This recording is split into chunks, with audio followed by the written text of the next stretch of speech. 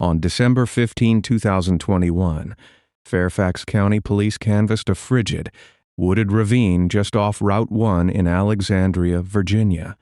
Searching for missing 29-year-old Cheyenne Brown, frost clung to the dead winter brush as search teams pushed through the dense thicket located a short distance behind the Moon Inn Motel. The air carried the heavy, deafening roar of highway traffic rolling past the faded commercial strip.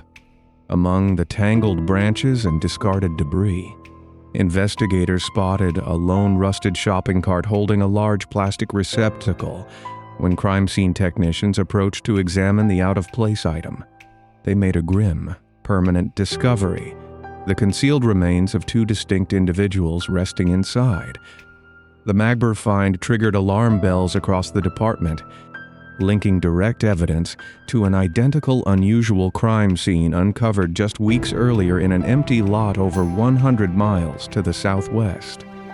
Law enforcement realized they were not dealing with an isolated local tragedy, but an active, methodical predator utilizing a bizarre mode of transport. The realization set off a multi-jurisdictional panic as detectives raced to trace the movements of a phantom hiding in plain sight. Before the profound tragedy united their names in police files across Virginia, the victims lived complex, everyday lives anchored by deep family ties. The Shenandoah Valley and surrounding regions offer a picturesque backdrop of rolling hills and tight-knit communities, where generations of families build quiet, steady routines. 54-year-old Aline Elizabeth Redman, known to her loved ones as Beth, resided in Harrisonburg, a bustling town nestled among the ancient ridges of the mountains. She was a dedicated mother and grandmother whose warm presence provided a constant, secure foundation for her family. Beth spent her days tending to the needs of her children and grandchildren, navigating the familiar streets lined with brick facades and mature oak trees.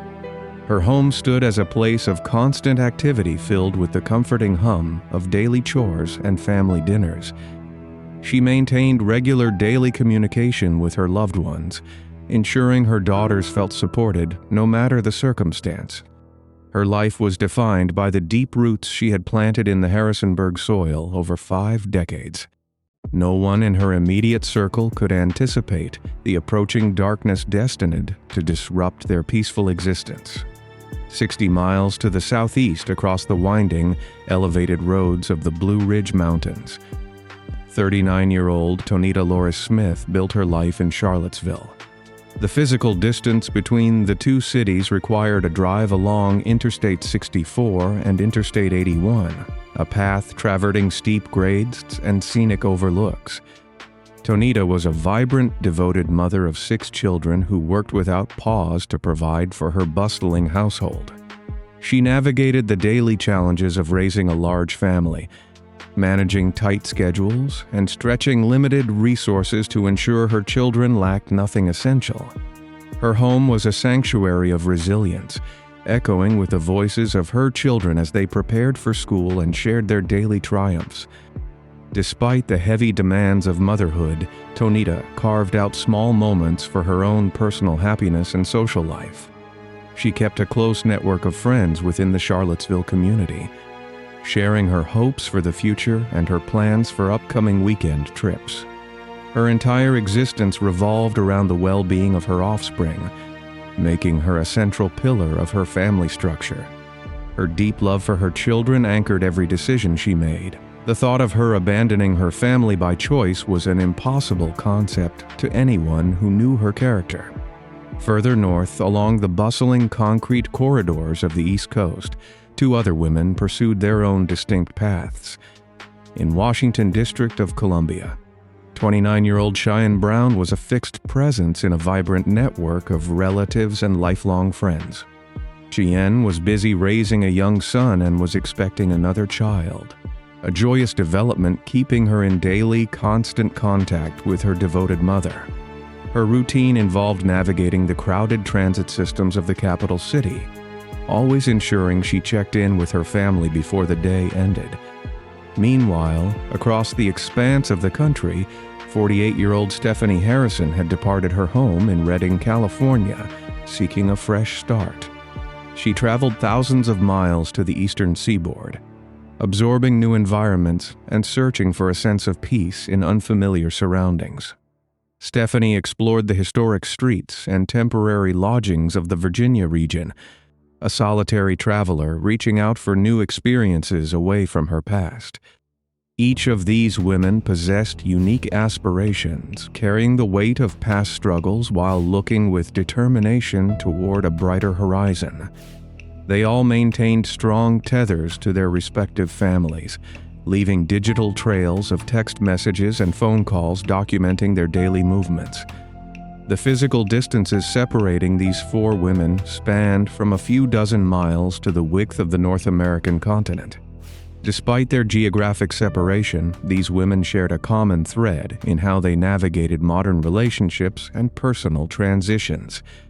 In an era dominated by digital communication, they utilized online dating platforms like Plenty of Fish and Tag to seek companionship and conversation. The soft glow of smartphone screens illuminated their evenings as they scrolled through profiles looking for genuine human connection. These platforms allowed individuals from diverse backgrounds to cross paths in a virtual space, bridging the physical miles between distinct towns and cities. The women trusted the digital interface, viewing these applications as standard tools for meeting new people in the modern age. None of them could have known that their search for companionship would intersect with an itinerant laborer named Anthony Robinson. Robinson presented himself as an unremarkable figure moving in silence through temporary jobs and budget motels along the East Coast. He utilized the exact same digital platforms, hiding his true nature behind a facade of ordinary charm and mundane conversation.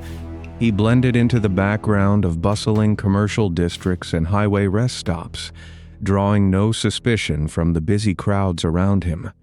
The virtual world offered him unprecedented access to vulnerable individuals seeking trust, setting a devastating trap destined to ensnare multiple families.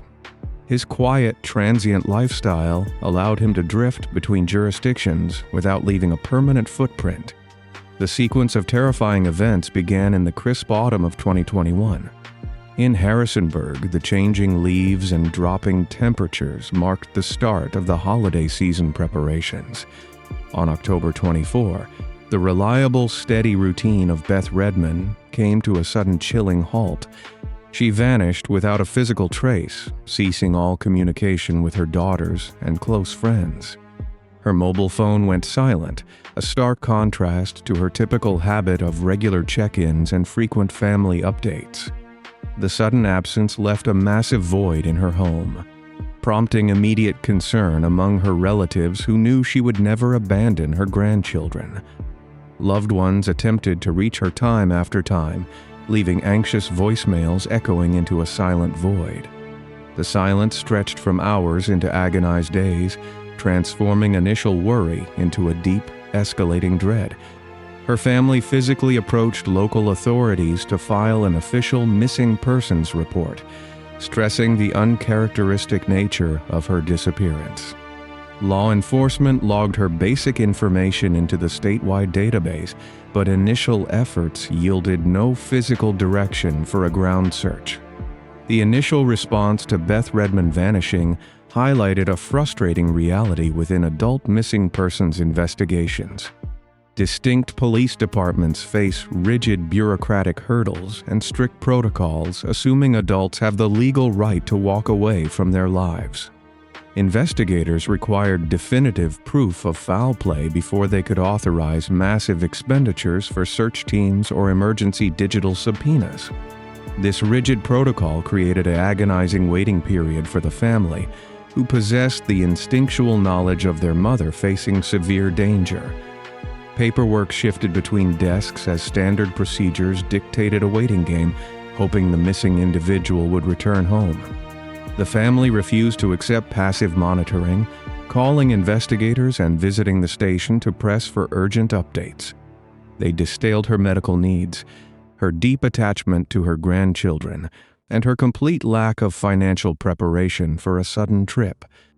Despite their fierce advocacy, the system moved at a deliberate bureaucratic pace, requiring sworn affidavits and judicial sign-offs to push the investigation forward. The lack of initial, aggressive tracking allowed crucial early days to slip away, providing a predator with unchecked freedom. This systemic delay granted the perpetrator a vast head start in the shadows. 3 weeks later, the unsettling pattern repeated itself 60 miles away in the city of Charlottesville. On November 14, Tonita Smith communicated with her loved ones, mentioning she had made firm plans to meet someone in Harrisonburg. She packed a few personal belongings for what was supposed to be a brief, temporary trip across the mountains.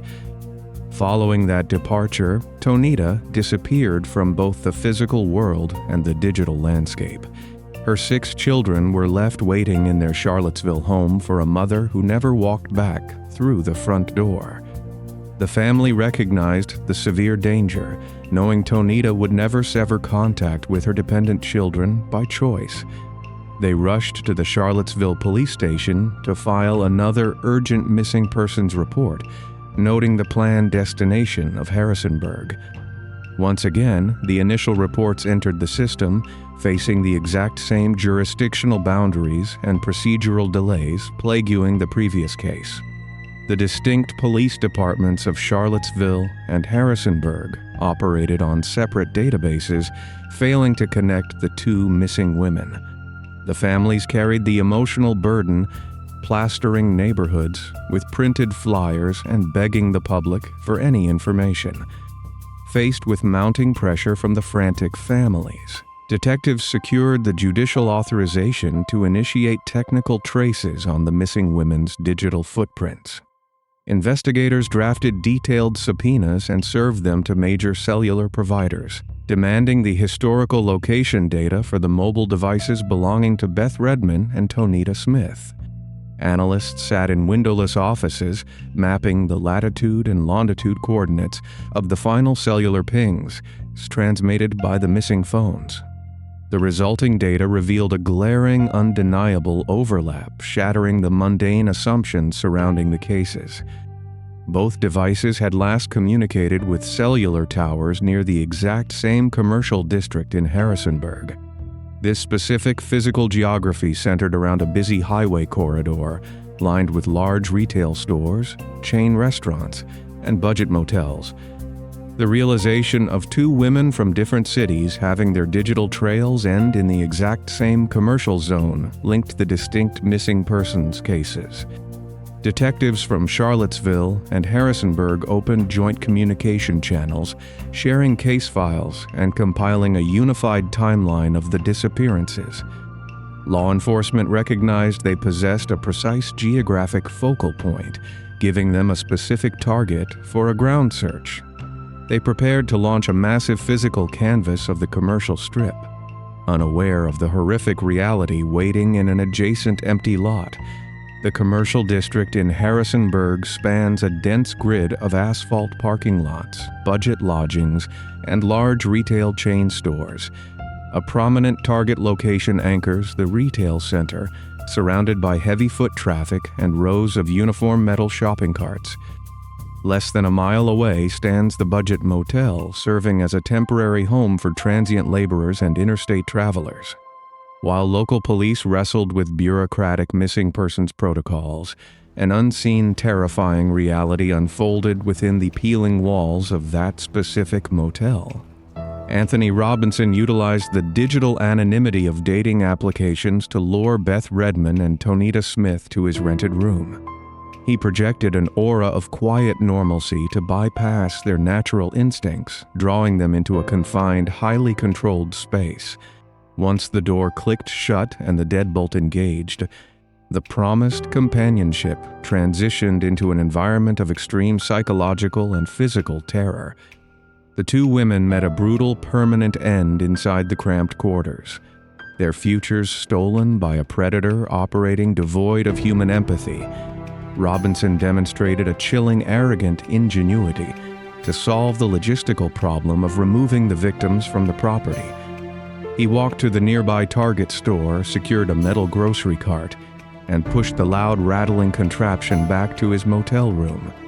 He placed the victims inside the metal basket, draping heavy linens and blankets over the top to conceal the horrifying contents. Operating under the cover of night, he wheeled the heavy load straight through the public walkways of the motel.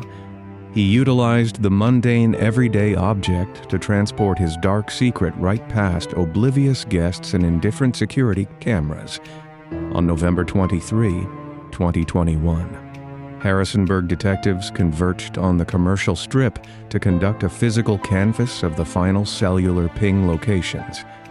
The search grid encompassed the bustling highway shoulder, the motel perimeter, and a desolate, overgrown, empty lot situated a short walk from the lodging. Tall, dead winter grass and scattered, discarded trash choked the neglected parcel of land. Detectives formed a line pushing through the dense brush while listening to the relentless roar of heavy trucks passing on the adjacent road.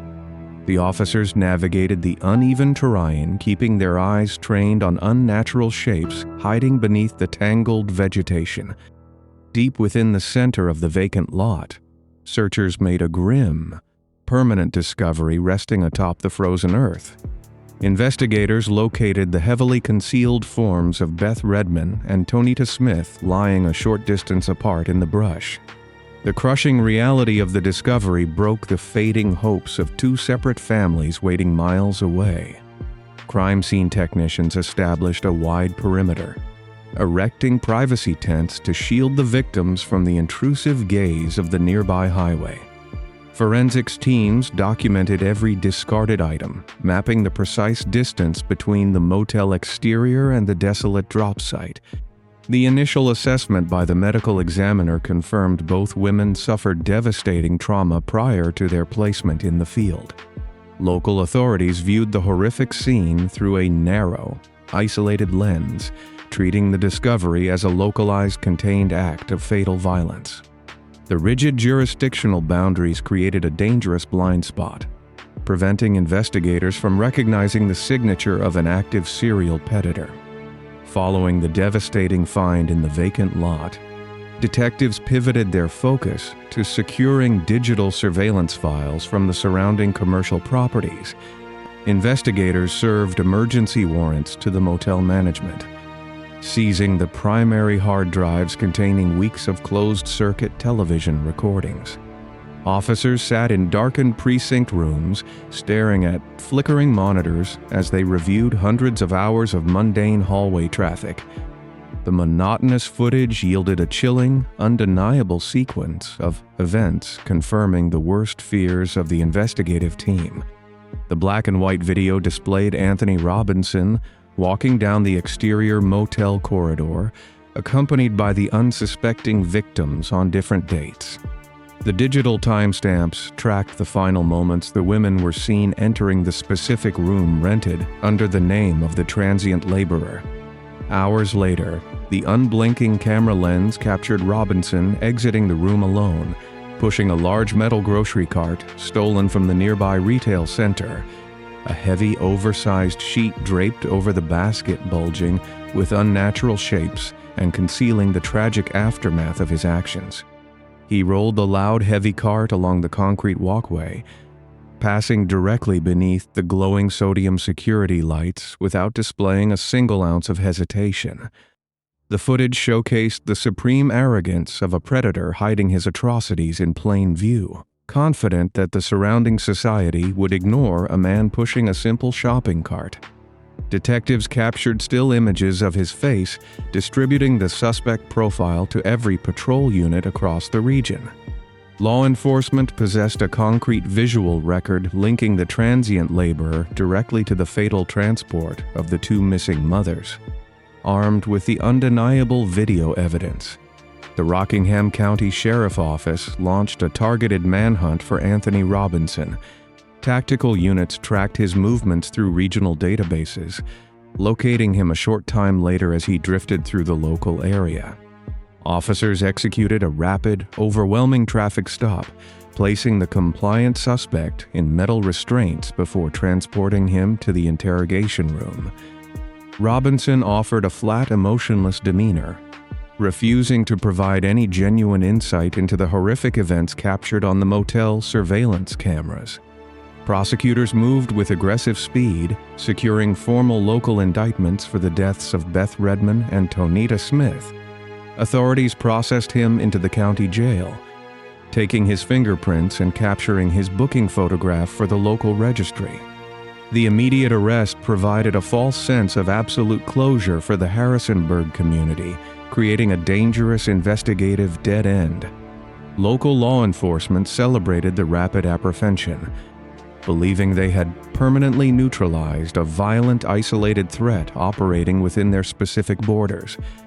The fragmented nature of municipal police databases ensured that the details of the shopping cart transport method remained sealed within the Rockingham County files. No automated alerts transmitted this unique signature to other police departments located along the eastern seaboard. The system functioned exactly as designed, prioritizing rapid local convictions while failing entirely to connect the broader regional dots. Robinson sat in his concrete cell, remaining entirely silent about the vast hidden timeline of his predatory travels, while Rockingham County prepared for a localized trial. An entirely separate missing persons investigation ground forward over 100 miles to the northeast. In the Washington District of Columbia region, Fairfax County detectives worked relentlessly to trace the movements of pregnant 29-year-old Cheyenne Brown. She had vanished into a total void on September 30, leaving behind a frantic family and a cold, silent mobile phone. Investigators faced an enormous digital forensic challenge, attempting to extract and decrypt historical location data from proprietary cellular networks. Warrants demanded information from multiple tech companies, triggering a slow, agonizing bureaucratic process to secure the encrypted data packets. Cyber analysts spent weeks decoding the complex web of transit card swipes, cellular tower pings, and internet protocol addresses attached to her mobile device. The deep technical dive yielded a critical breakthrough, breaking through the digital noise to isolate her final known geographic coordinates. Her digital footprint led detectives straight to a bustling commercial corridor located on Route 1 in Alexandria, Virginia. The specific data points concentrated heavily around the Moon Inn, an older budget motel flanked by steep wooded ravines and busy highway overpasses. The technical evidence proved she had utilized a dating application to communicate with a specific profile on the exact day she disappeared. Detectives printed the thick stacks of communication logs, preparing to physically trace her final steps at the aging property. Fairfax County investigators parked their unmarked vehicles in the sprawling asphalt lot of the Moon Inn. Staring at the faded facade of the roadside motel, detectives entered the cramped lobby, presenting the digital records and demanding access to the historical guest registers from September. Officers cross-referenced the dates of Cheyenne Brown vanishing with the physical ledger of names occupying the rooms during that specific week. The motel manager produced a worn registry page containing a name that sent an immediate chilling shockwave through the investigative team. Anthony Robinson had resided at the Moon Inn in Alexandria during the exact time frame of the disappearance, months before he ever traveled south to Harrisonburg. The realization shattered the previous assumptions, forcing Fairfax detectives to confront a terrifying psychological and legal hurdle. They needed to prove that a man currently locked inside a Rockingham County jail cell had committed an identical atrocity in their jurisdiction an entire season earlier. Detectives requested the full criminal profile from their southern counterparts, discovering the bizarre, highly specific detail involving the stolen Target shopping carts. Investigators walked out of the Moon Inn lobby and stared at the dense, frozen tree line bordering the edge of the property. The officers mapped the physical distance from the specific motel room to the tangled brush of the nearby ravine. They recognized the horrific pattern. Understanding that the predator utilized the exact same physical environment to execute his methodical transport, the localized tragedy instantly expanded into the active pursuit of an organized, prolific serial predator. The Moon Inn sits along the bustling, exhaust-choked corridor of Route 1 in Alexandria, standing as a faded roadside structure flanked by a massive cracked asphalt parking lot. A steep, densely wooded ravine borders the immediate southern edge of the property, creating a natural, isolated barrier against the surrounding suburban sprawl of the Virginia landscape. The precise physical distance from the rear motel exit to the tangled, unforgiving tree line spans less than 50 yards of broken pavement and overgrown winter weeds. On December 15, 2021, Fairfax County search teams converged on this exact physical boundary to execute a meticulous grid search for Cheyenne Brown. Detectives formed a shoulder-to-shoulder line, stepping off the safety of the asphalt and pushing directly into the frozen, unforgiving brush. Heavy boots crushed dead leaves and snapped brittle branches, while the deafening, constant hum of highway traffic entirely masked the ambient sounds of the operation. Officers navigated the steep, treacherous incline of the ravine, sweeping their flashlight beams across mounds of discarded suburban debris and illegal dumping sites. They scanned the frozen earth for any unnatural shapes or colors hiding among the thick, tangled vegetation blanketing the slope. Deep within the center of the dense thicket, the sweeping beams of police flashlights caught the dull, metallic glint of rusted wire. A lone metal shopping cart stood abandoned in the freezing mud, presenting an object utterly foreign to the isolated natural landscape. Detectives cautiously approached the rusted metal basket, immediately identifying a large, heavy plastic receptacle resting securely inside the wire frame. The search team commander halted all forward movement, establishing an immediate, wide physical perimeter around the bizarre object to preserve the fragile area. Crime scene technicians arrived carrying heavy halogen lights and specialized camera equipment to document the spatial relationships of the immediate drop site. Technicians utilized sterile tools to slowly open the weathered plastic receptacle, revealing a grim, permanent reality concealed entirely within the rigid walls. Two distinct sets of human forms rested together in the confined space, hidden completely from the oblivious commuters driving on the overpass above. The medical examiner deployed a specialized transport unit to move the heavily concealed physical forms to the State Forensic Laboratory for meticulous anthropological analysis. Specialists at the laboratory utilized advanced dental record comparisons to positively confirm the identity of 29-year-old Cheyenne Brown. The second individual presented a complex scientific challenge due to severe environmental exposure and the total lack of immediate identifying personal items. Forensic scientists extracted microscopic genetic material from the deep bone tissue, running the short tandem repeat DNA sequence through a national database. The resulting scientific match confirmed the identity of 48-year-old Stephanie Harrison, a traveler from the West Coast. Investigators cross-referenced her name with the Moon Inn guest registry, discovering she had rented a room at the exact same property during the residency of Anthony Robinson. The undeniable forensic links forced distinct police departments to tear down their bureaucratic walls, officially colliding the disparate investigations into a unified task force. Fairfax County investigators shared their grim, undeniable findings with the authorities operating over 100 miles away down in Rockingham County. The fragmented puzzle of missing women unified into a singular horrifying picture of a mobile, highly organized predator crossing multiple county lines.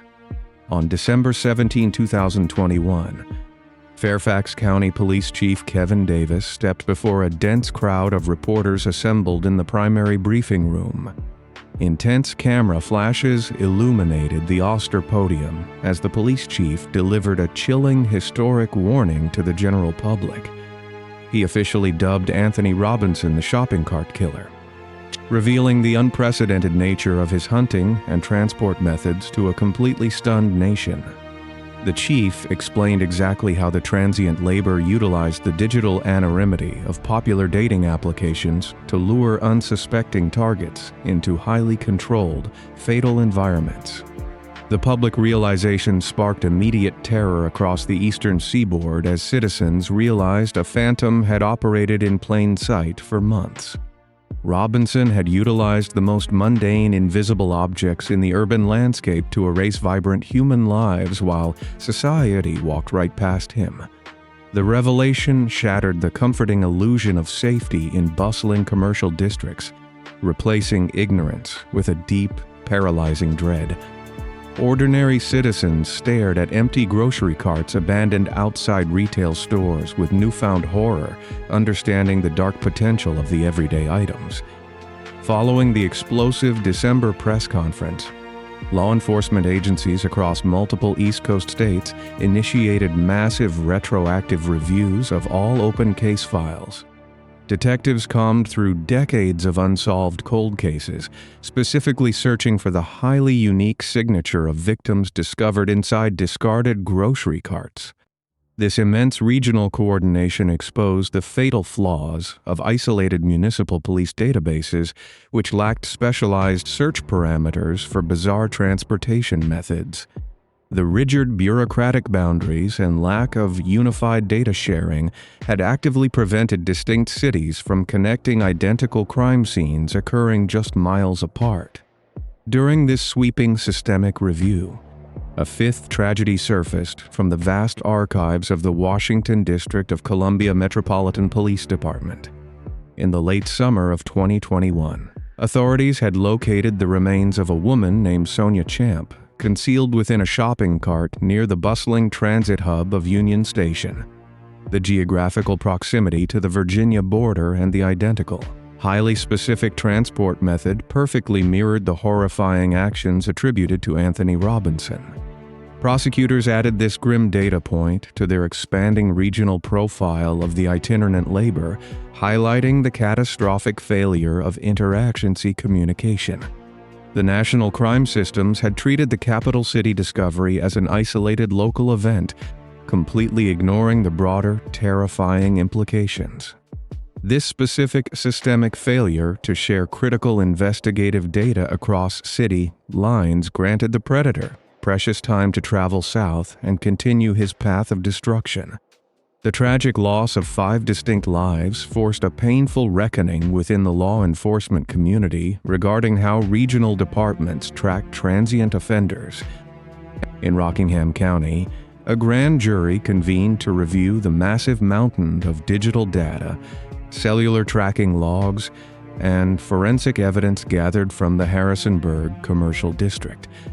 The panel returned formal indictments against Anthony Robinson for 2 counts of first-degree lethal offenses, 2 counts of aggravated lethal offenses, and 2 counts of concealing a deceased individual.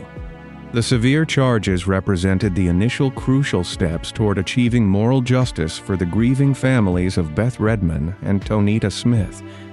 However, the legal system immediately ground to a frustrating bureaucratic halt as defense attorneys deployed aggressive delay tactics to stall the proceedings.